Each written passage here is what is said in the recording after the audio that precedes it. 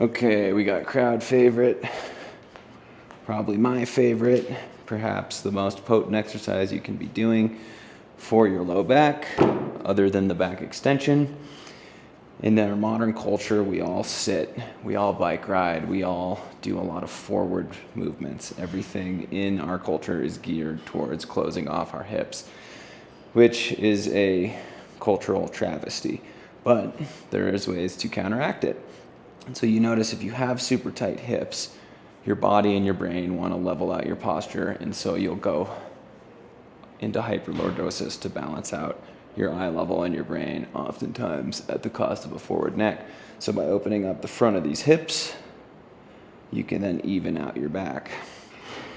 And the best way to do that I've found and has worked the best for me is through the ATG or knees over toes split squat. This is also super helpful, super potent for training your knee at end ranges in knee flexion. The biggest mistake I see is people going into this at a more advanced level right away.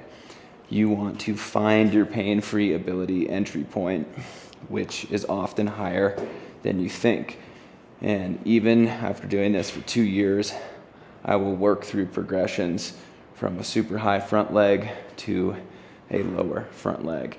I like to prime this rear leg and make sure I have active posterior chain engagement by some calf raises. I keep this knee stationary to feel the stretch in the front of the hips.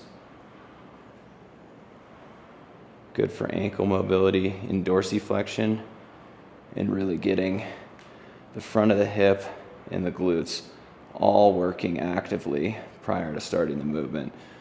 Get a couple of these, make sure the blood's flowing, you get tension in your rear leg. Rest. We're going to begin the movement. Good thing to work on as you work through these, and good cues to focus on are proper upper body posture.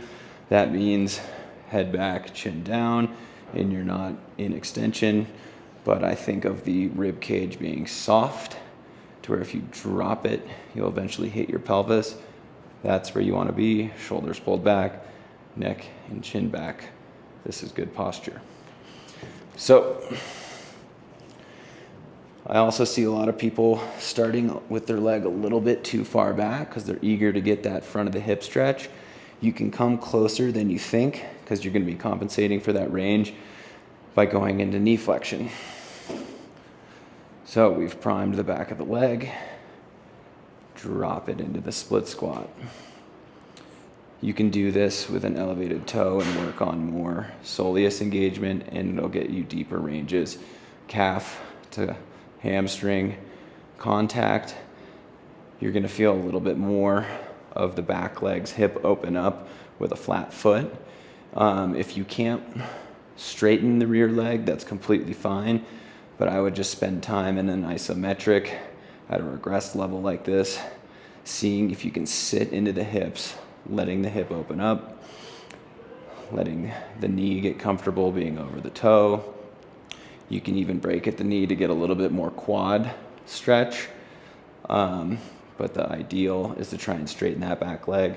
A huge thing to focus on is the back leg's ankle and heel staying high the whole time.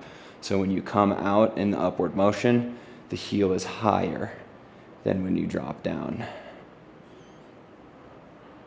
This is really using the front of the hip flexors to pull you forward instead of rocking through the motion by compensating with your heel. You don't want that heel moving. You want the heel up the whole time.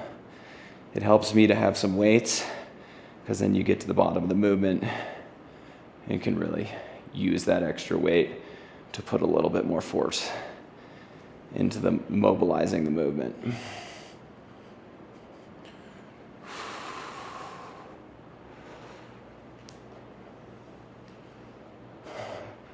And that's owning the movement by having active control at the bottom and in all ranges in between. Keeping foot placement the same as you work the other leg.